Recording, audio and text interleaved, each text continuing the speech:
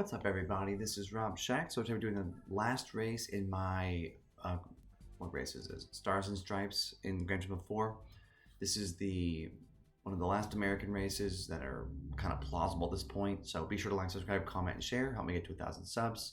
Hoping to get there by the end of the year. Right now, I can't imagine getting further in this because I don't have any American race cars to finish this little group out. So we're just gonna do this one, see what happens from here. This is the Infineon Raceway stock car course using the Plymouth Superbird. Very, very good car. I've made it a lot better. It struggles with handling because it's a muscle car, but it's fantastic. I love this car. Color's great, so I like it. But yeah, I'll let it go from here. I'll probably just talk a little bit here. We're doing Stars and Stripes, which is just like the Hot Rod Championship. I don't really know the difference, apart from the license test being different, and obviously prize cars will be different and stuff like that too. But I thought that was always kind of weird that there was two races that were very, very, very similar. I'm not sure what they were going for with that, but it is interesting. It's a good way to just kind of get more cars, but it does seem strange that there are basically two of the same series. There's not like a entry-level American car circuit series, but there's just this one twice, essentially. I'm not really sure what that was all about, but I go ahead and do a deep lunge here on the SVT. SVT got pretty far ahead of the Viper, so I don't feel bad about messing with him or slowing him down at all. I don't really think I did that much. Getting ahead of the Shelby Series 1, which is probably the fastest car in this little group. I think the Viper is probably second, but I'm gonna go ahead and push this Camaro up a little bit, try to get past him, not slow down too much. Now he's just shoving me off the road, which is great. We'll go ahead and get past him though. He's really fighting me kind of hard on this, so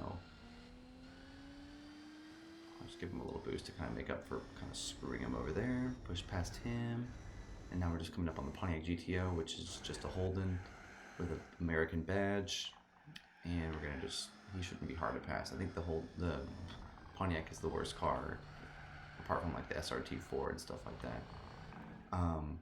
But yeah, so we're coming through. Pontiac GTO was an interesting car, kind of a last-ditch effort from Pontiac to stay relevant.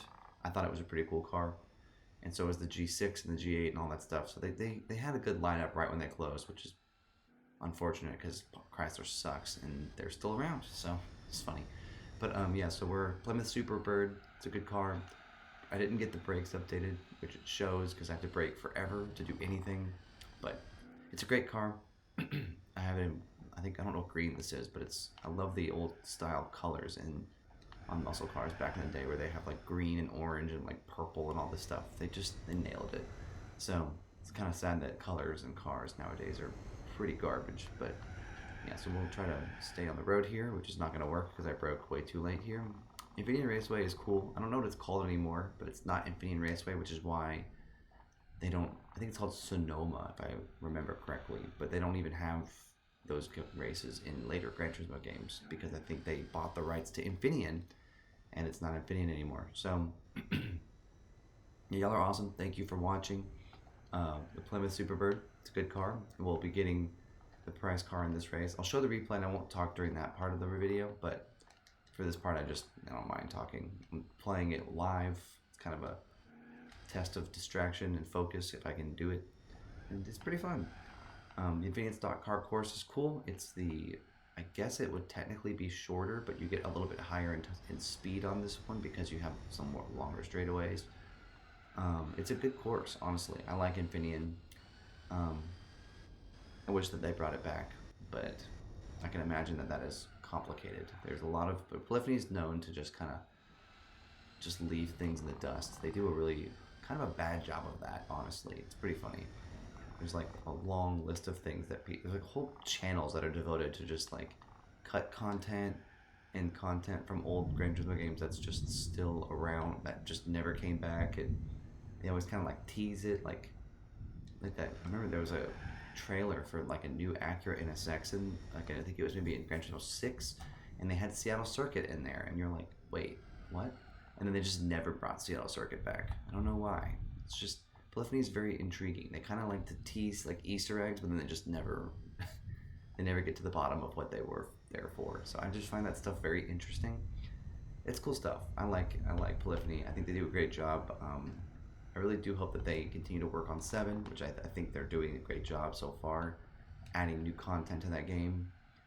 But yeah, it just takes time. But I think that's a confusing thing to me, is why people make games incomplete nowadays. I've obviously talked about that on my channel before with my rant on modern gaming recently. I don't remember when that was though, but I talked about that sometime. I can tag that somewhere. But yeah, it's just modern gaming is just incomplete gaming. That's all that I feel like it is. It's just games are incomplete now. It's really weird. So I don't know what that's all about.